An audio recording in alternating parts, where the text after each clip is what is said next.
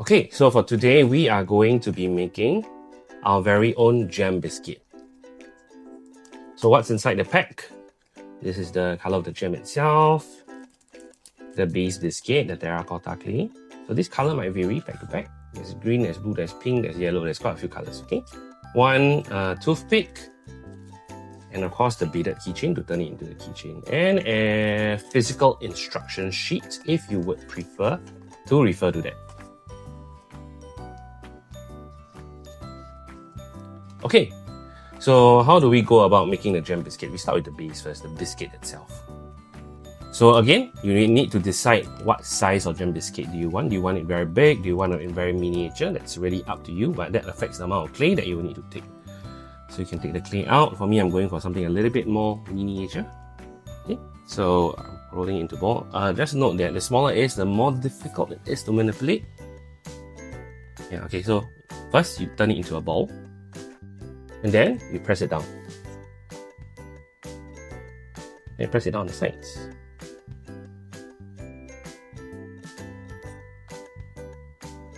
Okay, and then this is the base layer of the gem biscuit. Okay. Then with the gem biscuit, there's very nice grooves at the side also, right? So you use a toothpick and score. So how you score, you turn the toothpick like that.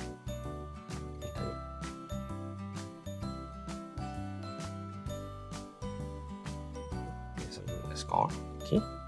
And then you turn and repeat.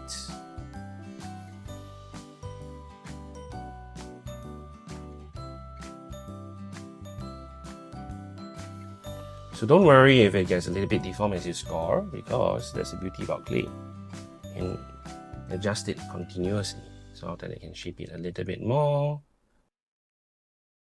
Yeah, so then this will be the base of the gem biscuit. Okay, so you can fluff it out a bit, so press it in.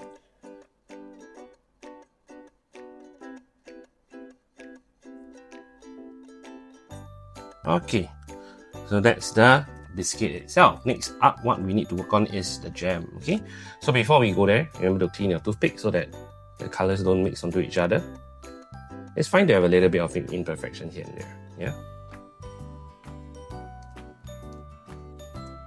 So for the gem itself,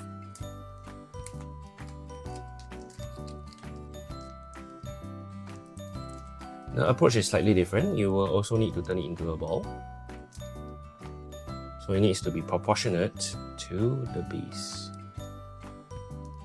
So that's not too much, so you can just adjust accordingly.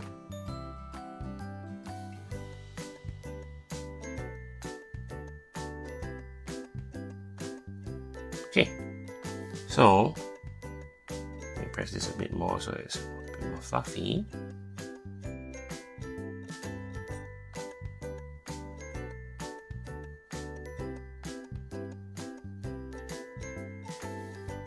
So for the gem itself, you try and roll it into a ball and see whether it's the correct size.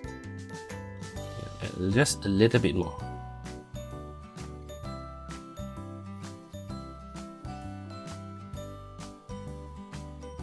Okay, that's about right. So once you roll it in the ball, you start to pinch the sides until you make the top a little bit more pointy. That's like a gem biscuit would, right?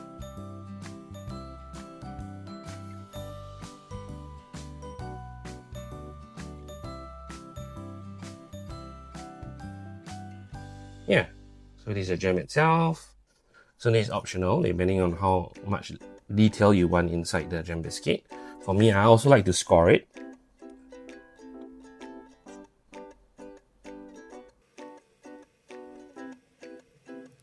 So after you scored it, press it down a bit, like that.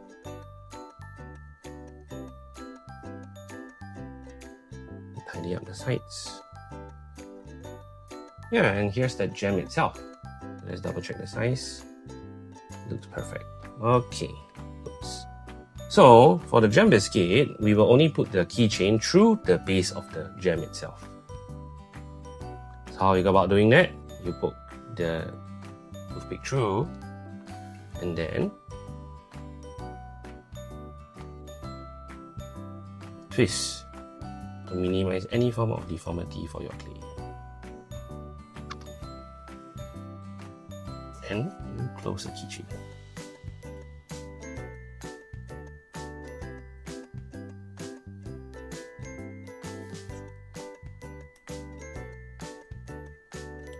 Okay, so it's the biscuit without the gem, okay? So now you just need to put the gem on top.